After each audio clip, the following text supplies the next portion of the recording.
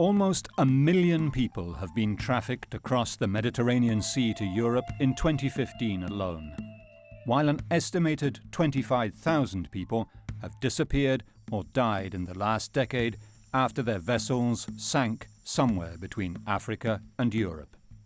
As EU nations struggle to cope with a historic wave of migration via perilous land and sea routes, the ruthless trafficking of human cargo across the Mediterranean risks turning these crystalline waters, once the playground for the rich and famous, into a cemetery at sea.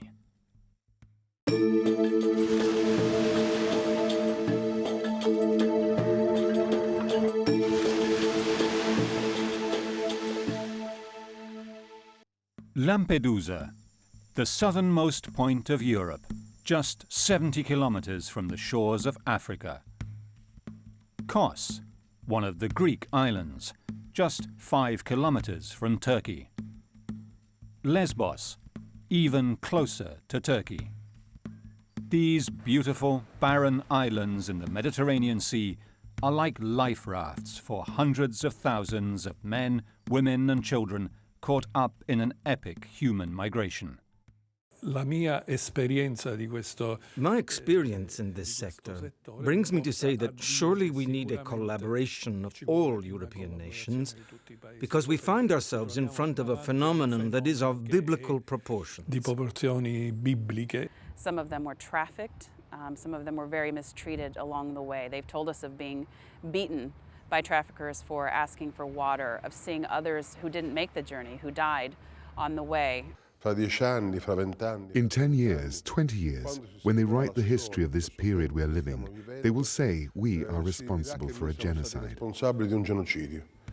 The refugee tragedy and trafficking that began in the Strait of Sicily has spread eastward across the southern Mediterranean, as desperate millions flee conflict and violence in the Middle East, North Africa and Sub-Saharan Africa. Each asylum seeker has a unique story, but nearly all have the same goal. I had to find a way to save my life. So I have to save my dear life. We take a risk to reach, to the safe life. I come to Syria and to Turkey to save my life and my family life, my children's life. We just hope for a safe life. They make dangerous crossings in flimsy boats from Tunisia, Egypt, Libya and Turkey, landing during the night or at dawn, exhausted but overjoyed to have reached the European Union. The mass migration across the Mediterranean in the years since the Arab Spring in 2011 has presented Europe with a moral and political dilemma that threatens to tear the Union apart. Deep rifts have emerged between nations about how to manage the wave of arrivals, and there is no agreement on common asylum policy. Some are building walls to keep people out. Others are building camps to keep people in. One of the founding principles of the EU, free movement between borders, has been repeatedly violated by the closing of frontiers. Where did it all start? The Mediterranean was a flashpoint for migration even back in the 1990s, after the collapse of communism in Eastern Europe, when ships carrying thousands of Albanians fleeing economic and social unrest pulled into Italy's eastern ports. Then, in the early 2000s, migrant boats began arriving on the shores of Sicily. Here at Donna Lucata, a dozen migrants drowned in a 2003 wreck that shocked the small community. The victims lie in unmarked graves in the peaceful Sicilian cemetery of Scicli. The tragedy was repeated again in 2005 and again in 2009.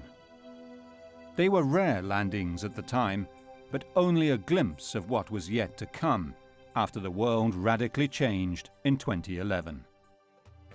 The world watched as the Arab Spring began in Tunisia in February 2011, and was followed by unrest in Egypt and Syria.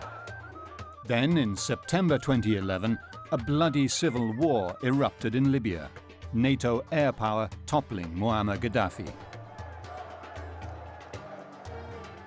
Instability across North Africa triggered a flood of landings. Lampedusa was on the front lines of an emergency that would spread across the entire Mediterranean basin. March 2011. Boatloads of people began arriving in rickety fishing vessels from Tunisia. Within weeks, the population of migrants had surpassed the number of inhabitants on the island. Giacomo had just started Radio Delta, the island's only radio station. Live from the studios of Radio Delta, good morning to all of you radio listeners, or Sha. Nel 2011 Lampedusa si è ritrovata In 2011, Lampedusa found itself hosting 10 to 11,000 migrants, and they were here for 45 days, camped out everywhere. gente accalcata dappertutto. There was even a place that was named the Hill of Shame, which is just over there, just beyond the port. Qui a 2 passi dal porto. Ci siamo trovati And we found ourselves witness to a terrifying scenario, as these people didn't even have toilets or a place for their personal hygiene. They were living in the streets, living on the beaches, living on the famous Hill of Shame by the ports. They were living in whatever they could find, overturned boats, boxes. I remember in the period, which was around March, it was one of the coldest years in the history of Lampedusa. They suffered a lot. The locals on Lampedusa generously opened their homes to help.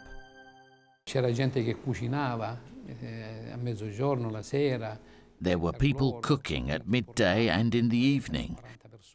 The centre was overflowing, and they brought the meals to where they were living, to the beaches, to the maritime station. But they were simply too many. Sulle spiagge, all'area marina protetta, alla stazione marittima dove sono stati in parte, ospitati, ma erano troppi. But the tiny 30 square kilometre island of Lampedusa, with its 6,000 inhabitants, simply couldn't cope.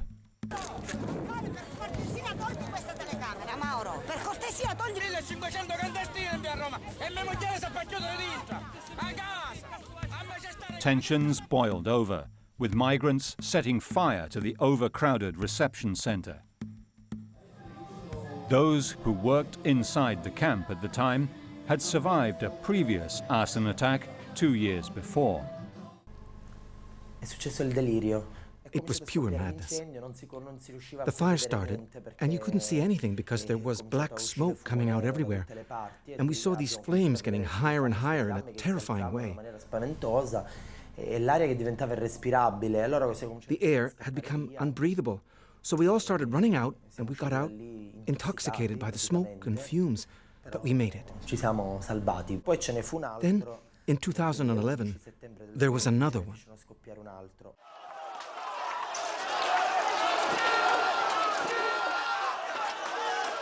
Camp conditions in Lampedusa were harsh, with months to wait in overcrowded facilities and no means of releasing the growing tensions as migrants demanded the right to move on. Surely these people, who were closed in there for 3 months without even a television, and their only outlet was a soccer ball, these people eventually lost it. It was like living in an episode of Big Brother, exactly like that. The government was finally forced to respond and sent ferries to take some people off the island. This was just a first wave of migration across the southern central Mediterranean and was to be followed by tragedies and tensions of increasing magnitude. Over the 4 years since the Arab Spring mass arrivals, new routes have developed via Greece and the Balkans. After the fatigue of hundreds of kilometers of travel, followed by the terror of a sea crossing, comes the frustration of confusing European bureaucracy. The chaos and waiting that migrants endure once they arrive in Europe created flashpoints across the Mediterranean. till now, there is no solution for Syrians. They said, we are sorry, Syrians have to wait, have to wait.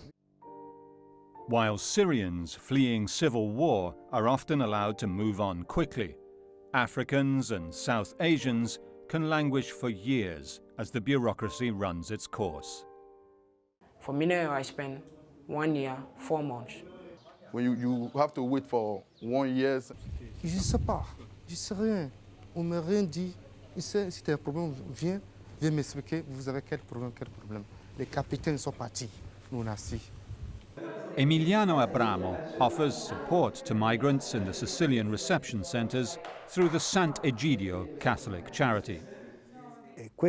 These long waits, a year and a half, sometimes 2 years, bring a migrant to suffer this situation a lot. They aren't able to explain what an asylum request is, that they are in a reception center and cannot work, that they did not become rich like maybe the family believes they did. So often, even these ties are broken. They lived a tragedy before even arriving at the ports of Palermo or other Sicilian cities. And then they have to wait years, a year and a half, just to have the right to stay in Europe. Per avere finalmente riconosciuto il diritto a stare in Europa. Only some of the migrants are allowed to stay in Europe. Some are expatriated. Some escape, or worse. If the asylum request is positive, they start a new story. But if the request is negative, it is truly a drama. A drama to the point that last month, a 29-year-old Pakistani hung himself when he found out that the outcome of his request was negative and his trip had been meaningless. In 2013, Pope Francis visited Lampedusa to show solidarity to the island and refugees seeking safe haven there. But sadly, his pleas for a solution fell on deaf ears in Europe. Only a few months later, a tragedy struck that would change the migrant flow drastically. The boat people come during the summer months, with the calm seas. Until 2014, their target was the tiny Italian island of Lampedusa, which lies only 113 kilometers from North Africa.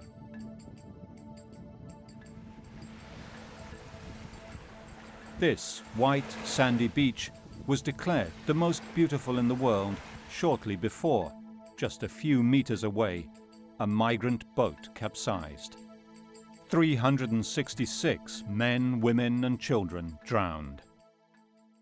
Noi eravamo in giro con degli amici. We were hanging out with friends.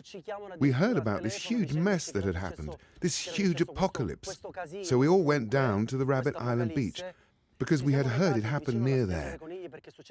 There was a lot of action there, helicopters overhead and rescue boats everywhere. You can only imagine how the people were feeling. A boat of 3 Lampedusan fishermen first came to the rescue. I looked through the binoculars and see all these people in the sea. You could see only heads. When we got there, it was a tragedy. All these people in the sea, screaming, yelling help. We started picking up people who were in the sea. It was hard work, because they were greasy from the fuel oil. They slipped. Picking up a person who was dying, it's a heavy burden. La notizia si è divulgata in pochissimo tempo. The news spread very fast. The islanders were shocked, and all the people came down to the port and the beaches. It was hard. Some we helped with ropes, some we helped with ladders. There was a girl. She was 1.90 meters, very robust. I had to put her on the stern, tie a rope around her, and pull her up with a rope, because who could have lifted that girl? She was rocking back and forth from head to foot. She was near death, exhausted to the point of not being able to go on. We pulled 18 people out, including 2 who were already dead, unfortunately. We could do no more than that. By the time the Coast Guard arrived, there was little that could be done. The wooden fishing vessel with 366 aboard had sunk to 20 meters under the sea, with its tragic cargo of desperation. In the days that followed, police, Coast Guard and Fire Brigade divers recovered the bodies. Dr. Pietro Bartolo is the only coroner on the island and examined every single body to establish cause of death. On the stern of the fishing boat, there were 4 dead bodies. Of those, 3 were for sure dead because they were in rigor mortis, and then there was this young girl who was spread out on the net on the stern, and I took her pulse and thought I felt a faint heartbeat. I listened again, and in fact I could hear a heartbeat. She was alive, so we rushed her in the ambulance and resuscitated her for more than an hour, and finally she recovered. It was just saving one, a small thing, but still, it was a great thing that gave us enormous satisfaction.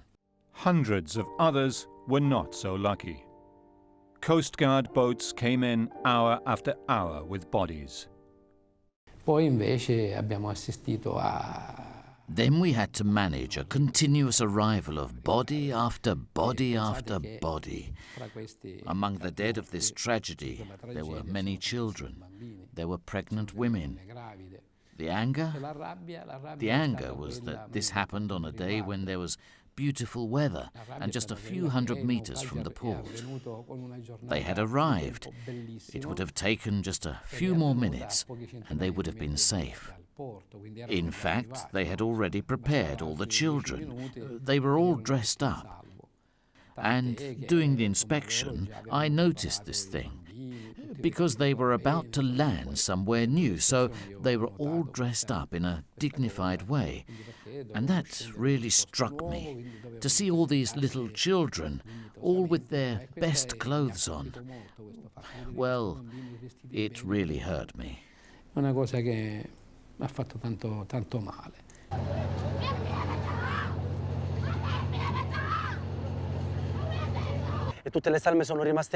All the bodies remained there until they were loaded onto the ships and taken to Agrigento, where they finally had their dignified burial.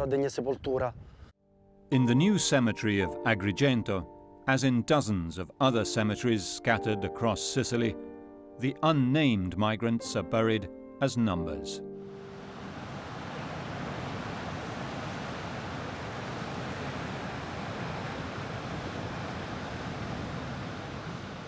The government decided to take action. The then Prime Minister, Enrico Letta, ordered the Coast Guard and the Navy to send out patrols deep into international waters close to Libya to intercept the boats. The operation was called Mare Nostrum. It saved lives, but now the traffickers could save money on fuel, knowing that the Italian government would pay for the migrants' onward journey.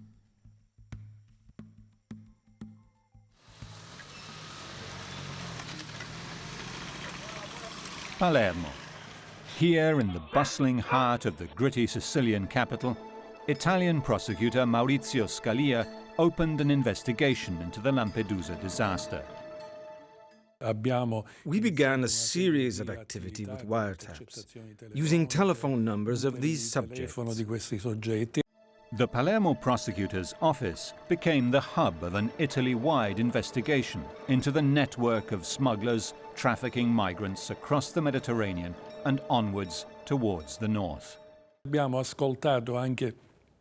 We heard live the organizer of this trip, where 366 people died, who in some way confessed during the course of a conversation with another trafficker to have organized that trip.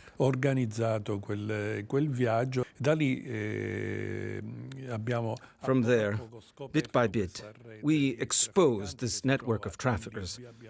In Libya, we identified the 2 biggest traffickers, and we even managed to get an arrest warrant from the judge. But evidently the political situation in Libya is very unstable, so we were not able to carry out the arrests. Poco stabile e quindi non siamo riusciti ad eseguire queste misure cautelari. As investigators found out the hard way, exposing the network is one thing, destroying it is another. But who are the migrants and where do they come from? Why do they leave? Most are fleeing violence, terrorism, religious conflict and war. Unfortunately, the rebellion there, I decided to leave Casamas because I cannot go back to Gambia. So I decided to take this journey.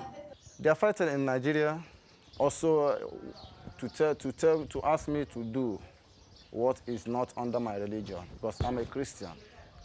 I have a problem because my father is a politician and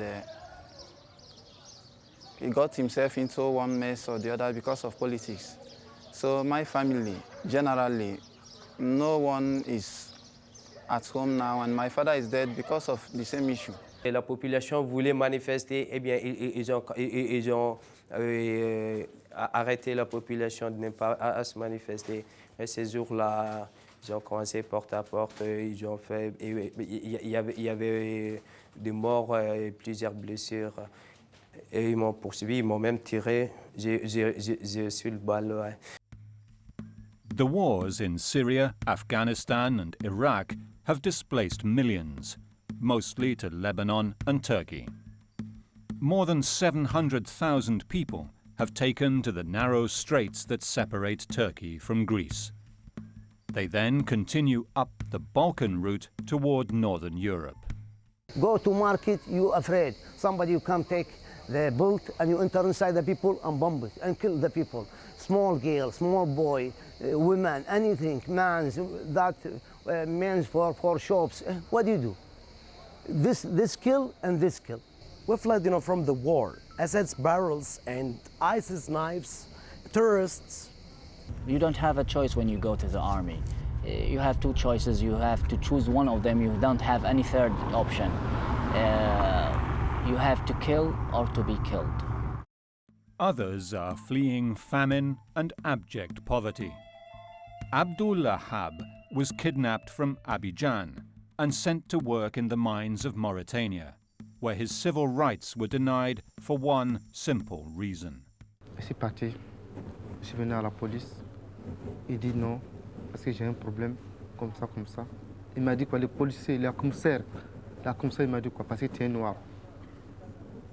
From there, he moved on to Mali, Niger, Libya. The sub-Saharan migrants are trafficked from one heartless smuggler to another, all the way up through Africa, including a dangerous journey through the Sahara Desert. Almost 4 to 5 days I'm in the desert before I reach Libya. So it was really a horrible journey, without no food, without no water. What I see in the desert, I don't think I will ever saw that in my life again. Definitely. So many people died, so many people lost their life. Well, our car was robbed by the rebels in the desert, and at the end, by God's grace, I was the only one that succeeded. The rest actually was saved later and returned back to Niger.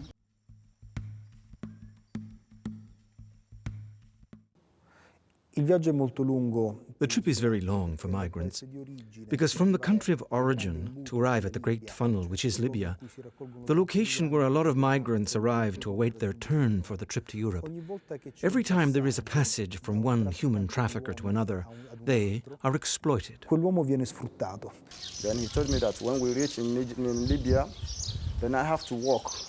If I'm walking, I'll be walking under him until that money is completed. So I agree with him. Then he take me off with his group people to Libya. Those who survive the Sahara are often imprisoned the moment they cross into Libya. I had no document. I was arrested by Libya soldiers. While I was going to Tripoli, I was caught by the soldier and taken to prison. They take me to prison.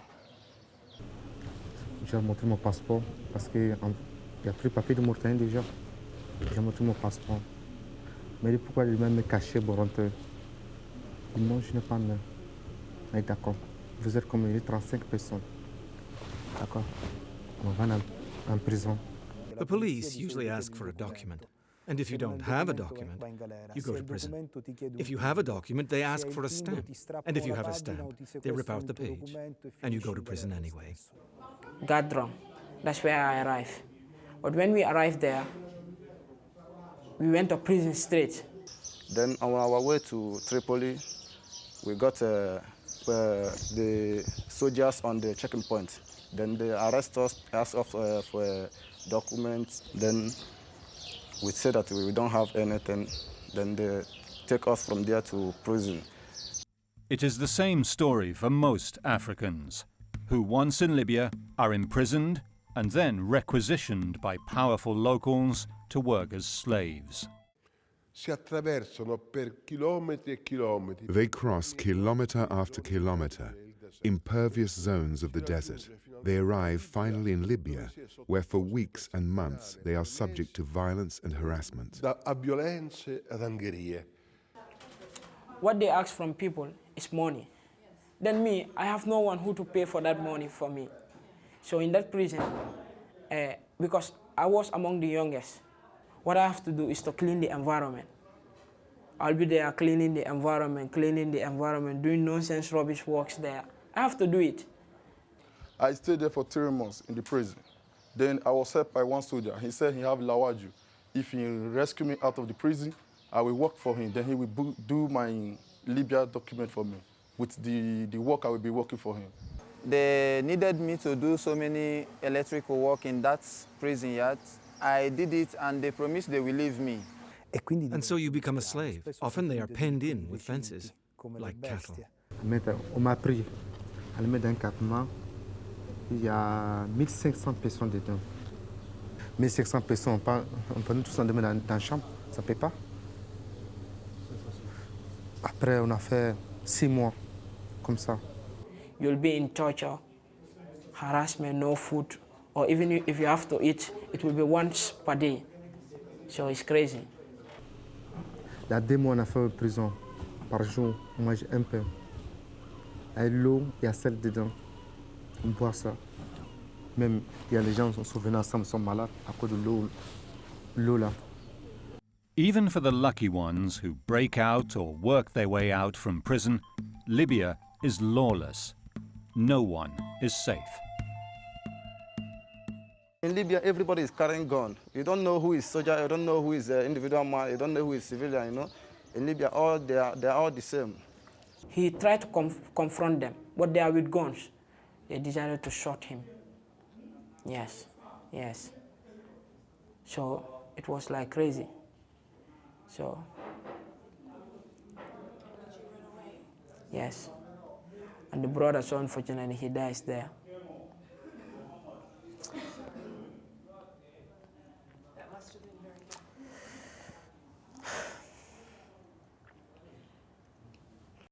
They are pushed out on rickety boats or rubber dinghies from the coasts of Egypt, Turkey, Libya. They are put out on boats and sent to die in the Mediterranean or try to reach Europe. For many, it is the first time they have ever seen the sea, and there is no turning back. What they told us already was that we are going to board ship. At the end, in the night when they took us to where we were pushed, we saw a different thing altogether. I haven't seen the sea, not on the sea. I haven't seen it with my eyes. Then he's saying that the journey to Italy is a few hours to some minutes to journey. But there is no going back because once you get to there, to the seashore, they don't allow you to go away. They don't allow you to go back. They don't allow you to change your mind. You must enter. So we had to risk it. Entre la mort, si ça pèse, le vent ça sort, on va mourir dans l'eau. Comme j'ai dit ça, il m'a tendu, il m'a giflé. 2 people died in our own. We have already seen the rescuers. They threw a rope to us for us to hold it. But everybody wanted to save himself at a particular time. At the same time, you know, they fell into sea and the water took them away. Sub-Saharan Africans make up the poorest segment of clientele for the traffickers, who often use them as ballast below deck.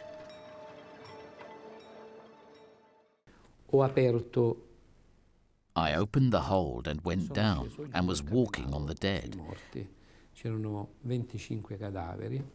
There were 25 corpses that had been closed in the hold just as ballast.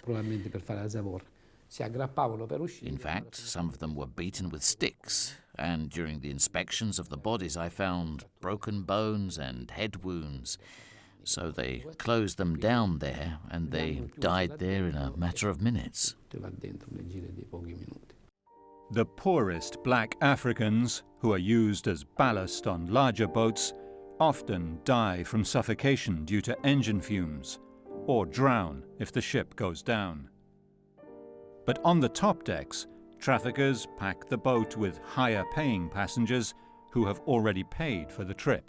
I sistemi di pagamento sono assolutamente primordiali, basati sulla fiducia. The payment systems are absolutely primordial, based on trust, known as the Havala method. And in fact, we can't get to the organization from a financial way. It is a patrimony that has a minimum risk for their investment. If there is a shipwreck, in any case, the money has already been deposited. Un naufragio, ormai il denaro è stato incassato. Each leg of the journey has a price. 700 dinars. 1,300. $1,000. 2,000, 1,000 euro, and come by point to coast. Abbiamo accertato che we determined that the trip from Eritrea to Libya is approximately $5,000. Successivamente il viaggio dalla Libia. The trip from Libya to Italy is approximately 1,500 per migrant. Migrante, e poi le successive tappe dal. And the successive steps from Sicily to the center of Italy and toward North Europe costs approximately 2,000 euros. Circa 2.000 euro. لا في هو أنا مدام وأنا بس هو في 500 دينار. This Pakistani family paid 5,000 dinars for all of them to travel to Italy in 2015. And although the boat was rickety and the waves high, travelled on top.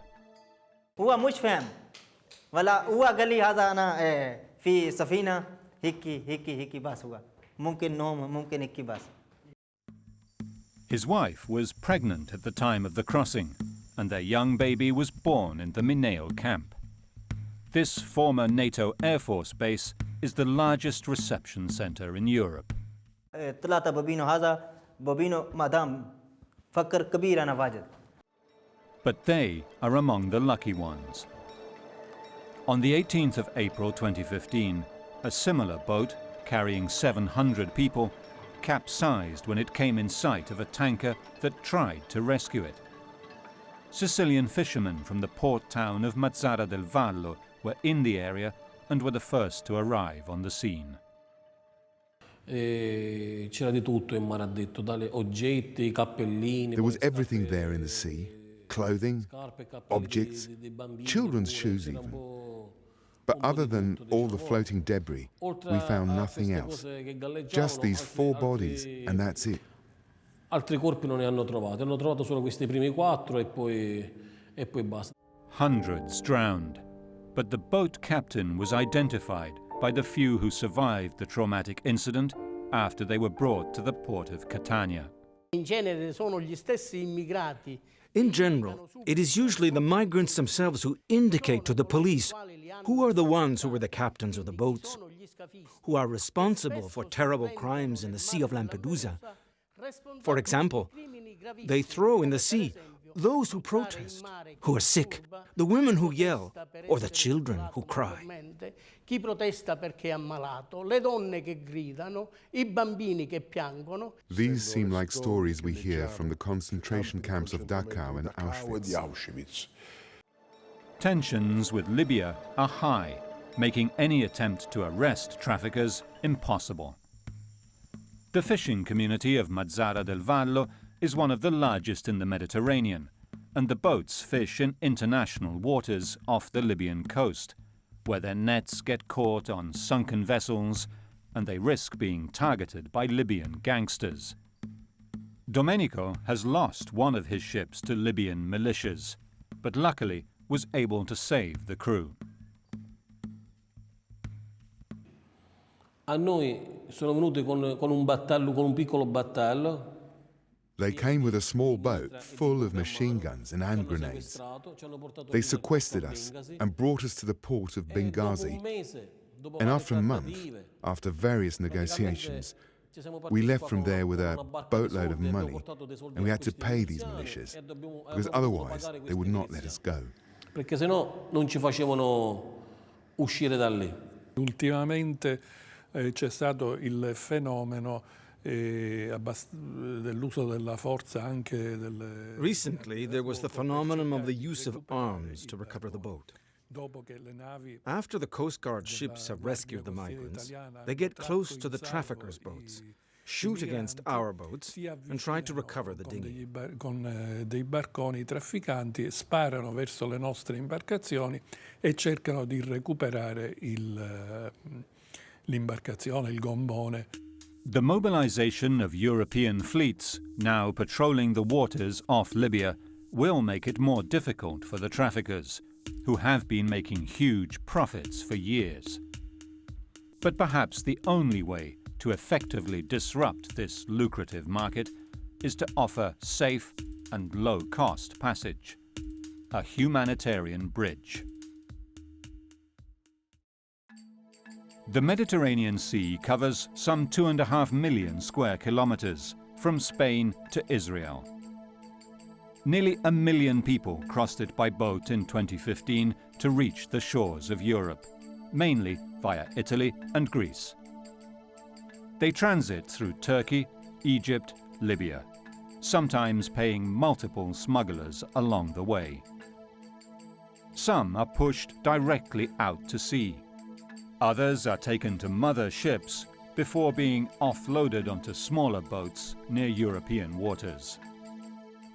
The crisis began with refugee and migrant arrivals in Italy.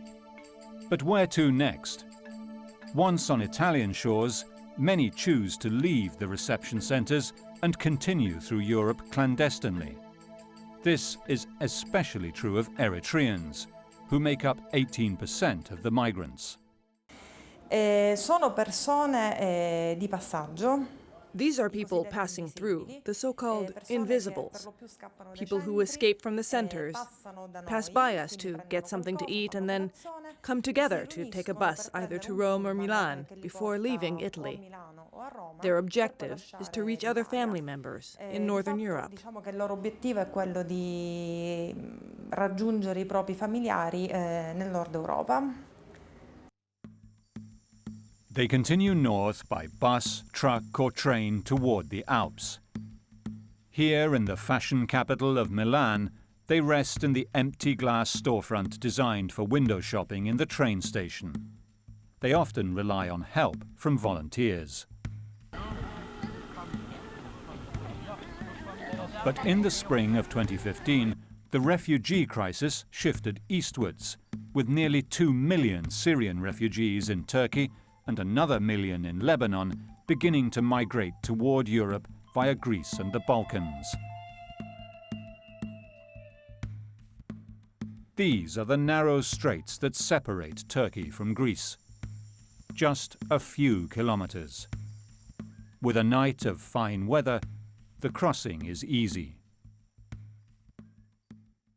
It's simple, like everybody else. We get on the boat, we took the direction and we started the engine. That's all. It's simple.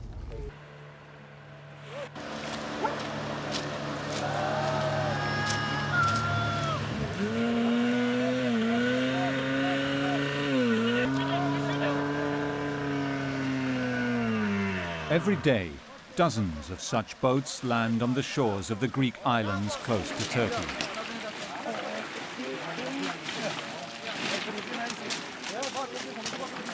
Here, on Lesbos, new arrivals strip off their soggy life jackets and then must walk 70 kilometers to this crowded reception center, where they must wait to be registered and wait some more before being allowed to leave for Athens. In the most crowded periods, migrants resorted to sleeping rough and sought shelter in the makeshift tent cities throughout the port. Accidents can be deadly, though, even in these benign waters. This image of a Turkish soldier carrying 2-year-old Elan Kurdi on this tourist beach near Bodrum shocked the world. Since then, dozens have drowned in these same waters. This is the remote Turkish beach on the Akiarlar Peninsula where the boats leave from. Signs of recent activity are everywhere. During the day, men climb the mountainous promontory to prepare boats for the evening's activity. When the sun goes down on Bodrum, desperate refugees make their way up the dark, thorny paths here to the takeoff point. Jamal was a Sunni, an officer in the Iraqi army who had to flee. I work in the Army Iraq, officer in the Army Iraq, and that's danger for me to stay in Iraq because the militia is kill any person he work in the army. In less time, he kill him. This is the beach where Jamal's children took a small boat on the night of September the 2nd, 2015, hoping to make the trip from Bodrum to Kos in an hour. When he come to go by boat, this boat is small. Maybe he for 10 person, but he brought with him 17 person in this boat. After they come, before they receive to Kos, he have accident during in the sea. Some people dead, some people swimming to another side, to Turkish side, and some people is lost. 3 people lost. My children with 2 children, he lost. We don't found anything in Turkey.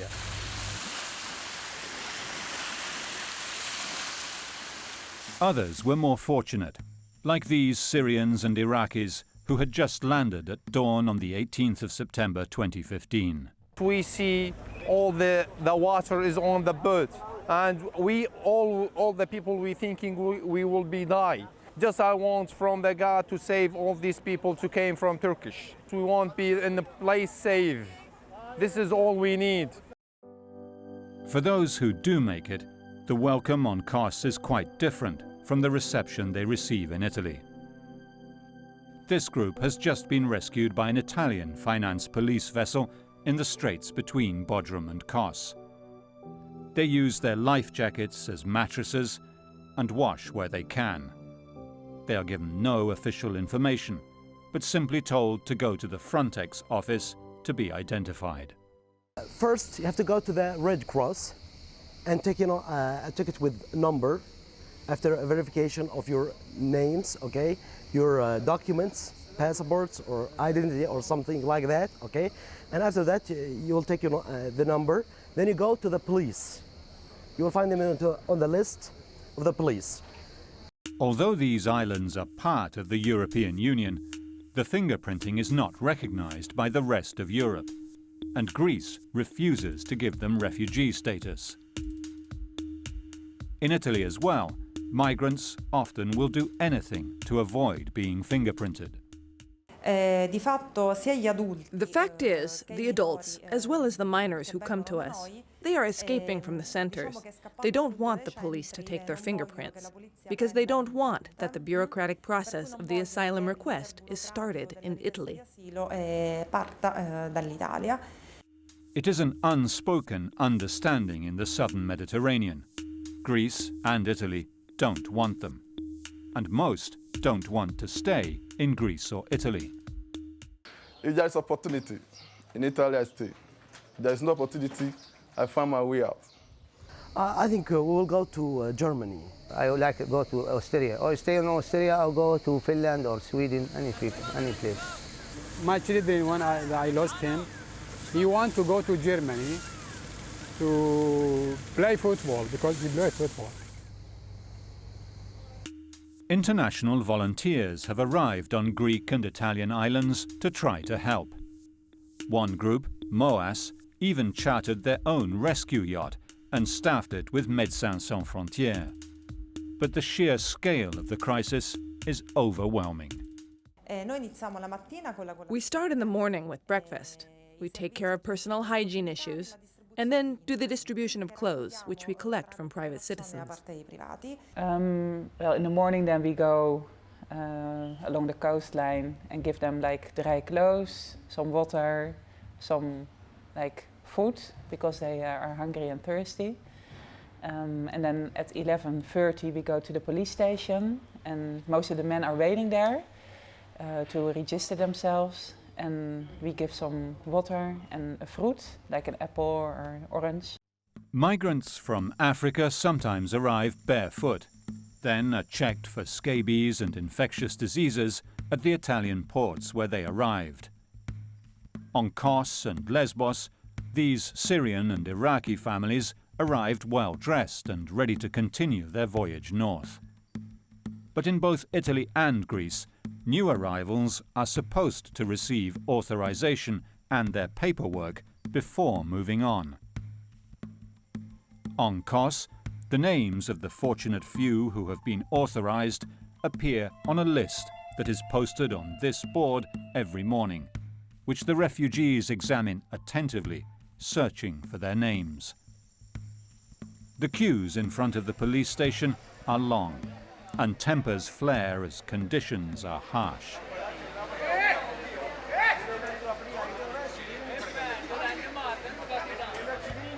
Abandoned hotels often become a home from home for migrants seeking shelter.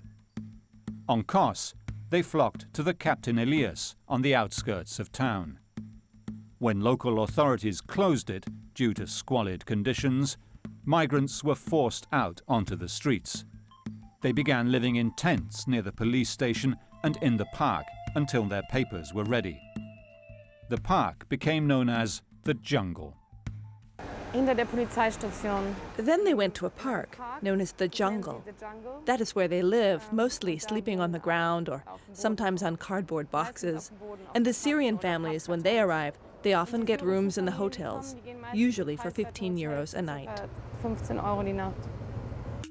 And it is this way that pristine beachfront destinations across the Mediterranean, once reserved for wealthy tourists, have become the starting point of the most desperate, epic migration crisis Europe has undergone since World War II. When the vital paperwork comes through at last, refugees can move on to the next phase of their long march.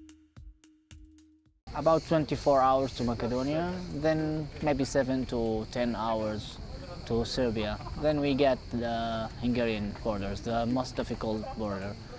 And there is the problem and the hardest part of the journey. While Syrians are financially better off and can find places on the ferries that carry refugees to the continent, the drama of less fortunate migrants often leaves them vulnerable. This young man traveled on foot and by bus from Pakistan to Istanbul. 100 Pakistan. In road, sleeping. He paid $1,000 to go to Greece, but was told by smugglers he could not continue because priority was being given to Syrians. You are not coming to Akialar. Ne? You are Pakistani. Ne Pakistani joke. Pakistani money where you send you. Now he's out of money and is stuck at the Bodrum bus station. This is his bed. Investigators say a growing concern is that smugglers' networks extend into the heartland of Europe. In general, when they arrive in Italy, The migrants already have the cell of the trafficker who is going to take care of their trip to Central or North Italy and then into North Europe.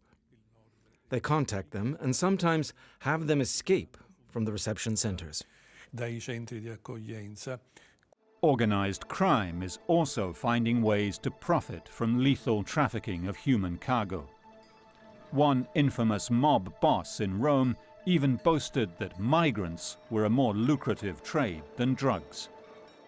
The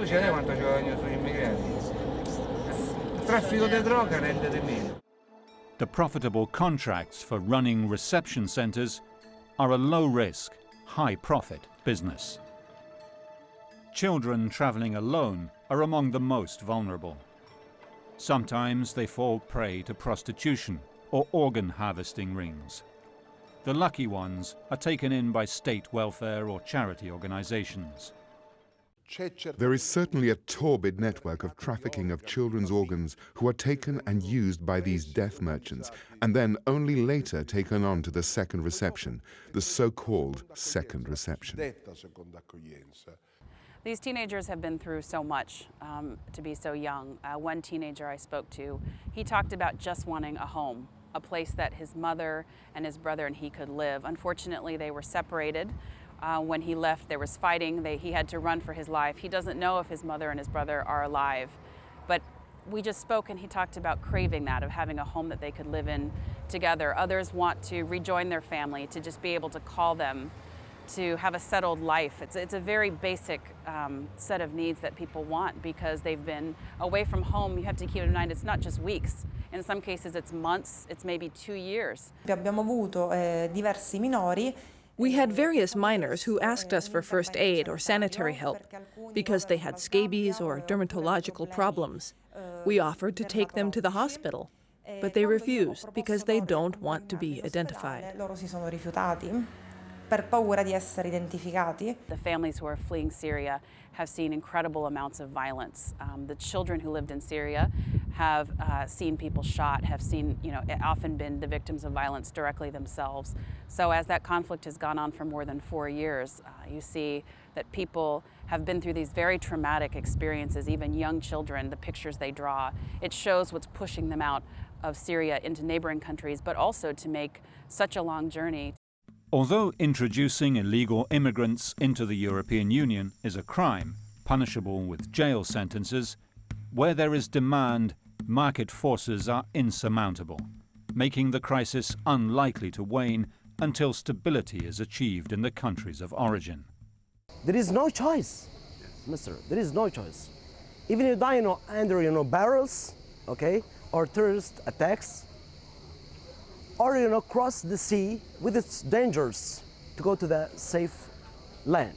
When I go for a walk before 2006 with my brother and my father, some people come in 2 motors and you slay me and my brother. My brother, you take 5 gun, 5 shooter, and me 1. Yeah, but God, you keep me and my brother and remain for life. This is my life in my country. The men, women and children who leave conflict-torn areas of Africa, Asia and the Middle East for Europe certainly do not risk their lives for purely economic reasons. Every one has a compelling reason to leave their homeland to find safety elsewhere and risk losing their lives along the way. When you go to Italy, you have freedom forever. When you die in Libya, you die. When you stay in Libya, no more freedom. Because Libya, today negative, tomorrow positive. When you are here, you might die. When you are here, you might succeed. But when you go to Europe, you will succeed forever. If you succeed in the Mediterranean Sea, you are free forever. I don't have a choice. Because here, what is important to me is not everything but my dear life. But here, I can tell you that I'm safe. When there is life, there is hope. For today, I'm alive, so I still get hope. We just want some countries to deal with other options, just to avoid themselves this danger, because nobody cares if you died or not. here is the solution. You can save our lives.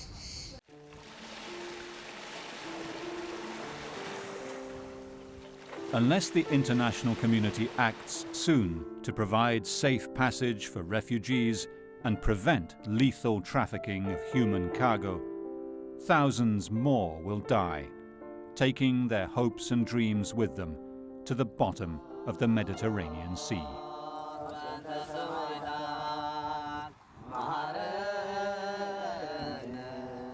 Result